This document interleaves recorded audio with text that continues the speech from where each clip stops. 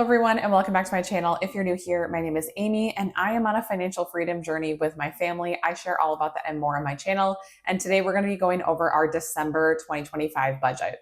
It's hard to believe that we're already at the time of the year where we are talking about our final budget of 2025. And it has been a really crazy year, a really good year for the most part. And I'm really excited to share some more videos for you guys in December. Every year I've been doing debt-free December, and so I am still planning on doing debt-free December this year. However, I'll probably only be doing 2 videos a week instead of 3. Just realistically, I think that's probably the most I'll be able to get up, and that will likely be a struggle. But I will still be filming a lot of the videos that you guys typically like to see, like what we got our kids for Christmas, and of course, talking about our goals. So I'll do a goals 2025 recap as well as setting up our 2026 goals, which I'm so excited about. I've got some really exciting goals planned and definitely starting to think about those right now. So let's go ahead and get started with our December budget.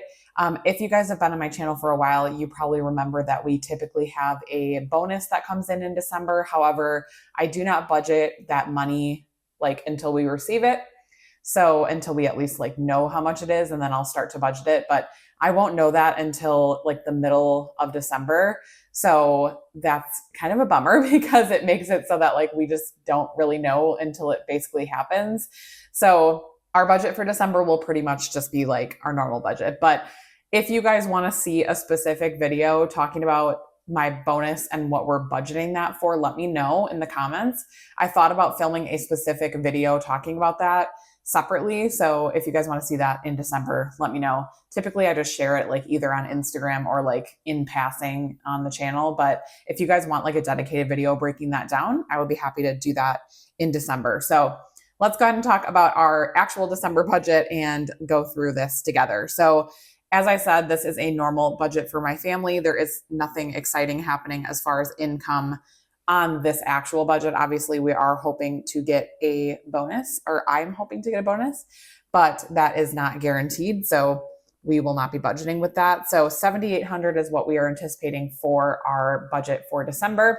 And again, December is not really anything special as far as our budget because we do build in a Christmas sinking fund that we've been putting towards all year. So Christmas itself does not really disrupt our budget, which is really nice. I really prefer it that way. I like that we have this sinking fund. We're able to allocate gifts and anything else, if we're doing Christmas cards or those kind of things, or some extra food or whatever we want to pull from. It doesn't have to disrupt our regular budget. So really December is just a regular month as far as our budget. So our mortgage payment is $2,400. We did start rounding that off a few months ago, so we're going to be doing that. So $2,400 flat is our mortgage. Now, just as I said that this was a normal month, we do actually have a quarterly water bill. So we only pay our water bill quarterly. So you don't see this every single month, but we do have it. And I believe that comes out at the end of the month. I want to say the 28th maybe, but it's fine. We have a buffer in our checking account, so I don't care too much about the dates in here because we do keep that buffer. And we also our paychecks come every single week because we're paid bi-weekly opposite weeks. So I don't really have to focus too much on the dates. So I normally don't even know when some of these are coming out. But water bill, I am budgeting $300 for the water bill. Again, this is quarterly and they're roughly around $300. Typically this water bill and the next water bill are our 2 lowest for the year because they're the fall and winter ones. And we just don't use as much water in the winter, obviously. We're not watering plants. We're not playing with sprinklers and doing all the kids stuff. I feel like my kids shower typically a lot more in the summer because they're dirty from playing outside. There was multiple times over the summer when my son showered more than once in a day because he would go to a sports practice and, so I just feel we use a lot more water over those times. But I'm going to budget $300 for the December payment. That should be more than enough. Hopefully it will be on the lower side and we will maybe save a little bit of that $300, but just to be prepared. Then we have our daycare. So that is $1,200 for the month for daycare. So it's hefty, that's for sure. Then we have our Peloton bike and we also have the tread. So we do have the Peloton bike and the Peloton tread. I absolutely love both of them. I would highly recommend if you are somebody trying to get into a workout routine, if you're a busy person who doesn't have time for a gym membership, we love our Peloton ecosystem that we have, and it makes it so easy for us to work out at home. I feel like I've never been so consistent as when we've had these, but it is frustrating because the monthly membership did actually go up. So it's now $53. That's like with the tax or whatever, the fees or whatever they charge. So it is $50 a month now, which is sad. I think when we first started paying for it, I want to say it was like 30 or something. It was like in the 30s for sure. And obviously that was,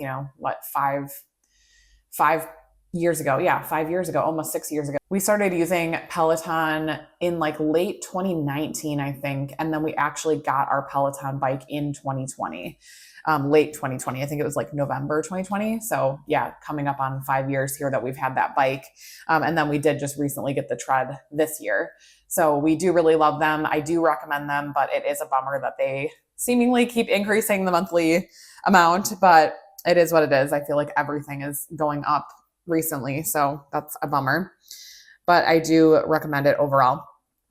Our internet is $60, and then we also have our reoccurring giving donation that we do to St. Jude every single month. That's $100. And we also have our reoccurring brokerage contribution at $100 as well. We started doing that years ago just to get some extra money in there. And we plan to use that probably most likely as a bridge for early retirement, or at least partially for that when we do hopefully retire early. We do want to have some money accessible during that time period in case we do retire early. Obviously, my husband literally just turned 39 a few weeks ago. So we are not thinking about retirement, but obviously, always kind of planning and thinking about it as he's entering his almost 40s now, which is crazy. And our electric and gas, this is on budget billing. So that is $204 for electric and gas. And then if we go down here to our total fixed expenses for the month of December, our total fixed expenses are $4,417. And that leaves our remaining at $3,383. Now going up to our variable expenses. Again, these are not changing essentially from what we normally do. So we do $250 for personal spending. We do $300 for gas. We do $1,000. I almost said 100. I wish 100. $1,000 for groceries. And then we're going to do $50 for fun and kids. In the wintertime, I feel like we can usually reduce this a little bit. Miscellaneous, we always do $200. And then dining out, we are doing $300 for the month. That brings our total for the variables to $2,100 and our remaining at $1,283. I do just want to address or talk about quickly how we do our variable expenses, because I think especially when I was kind of figuring out married life and how we were going to do our expenses, this was something that I was really not confused about, but just not sure how to handle. And I think that's really common, especially when you have multiple people that are going to be using the money, it can be a little bit overwhelming, with the debit cards, oh, who has this debit card? And then oh, I'm spending this and you're spending that. And it can just be kind of overwhelming. So the way that my husband and I deal with it, and I've talked about this on the channel, so if you're an OG, you can probably skip ahead 2 minutes. But we have a main credit card that my husband and I both use for all of our variable expenses except for our spending. The way we handle our spending is me and my husband both have personal checking accounts that we deposit our personal spending into every single month. We use that debit card, that personal checking, to spend that money how we please. And that is the only thing that is really separated. The rest of this is all spent on our joint credit card and paid in full, usually 2 times a month. I usually do a mid-month payment and then a month-end payment. And that is how we keep track of all that spending. And it just makes it so much easier. I have a credit card. My husband has the credit card. We both have our own credit cards that are linked to that account, and we're able to spend pretty much freely. I mean, obviously we try to stick with our budget, but we're able to spend and not have to worry about, oh, do we have enough in this account right now? Or, whatever, because it's a credit card. So, it just makes it a little bit easier. And then we do also have one other credit card, which we use for our sinking funds. So all of this spending is on one credit card. This is on our debits, and this is on its own credit card as well. So hopefully that makes sense. But I feel like that's a question I get a lot. And I feel like like not to like humble brag, but I feel like our system works really well for us. Like, so I just want to share that, like having the separate credit cards for the sinking funds versus the variable, especially this time of year with the Christmas spending, because yeah, it gets really overwhelming. So we have two credit cards. One is like monthly spending and one is like sinking fund spending. So if we take our car to get car maintenance, we use that credit card. If we're buying something for Christmas, we use that credit card, just so that we can keep it kind of separate. To me, it makes more sense in my head to have them on separate credit cards. And they both give us different things. Like we typically use like this for points, and we use this one more so for cash back. So just kind of how we deal with that. But I did just want to mention that because I do get a lot of questions about it. And I feel like I said, I feel like our system works really well for us. So I hope that helps if you aren't really sure. And then like our main checking is basically where all of this comes from. Technically, our Peloton actually comes from this credit card, but the rest of this spending is all done in our checking. Oh my gosh, I can't write. Checking, you know what I'm trying to say.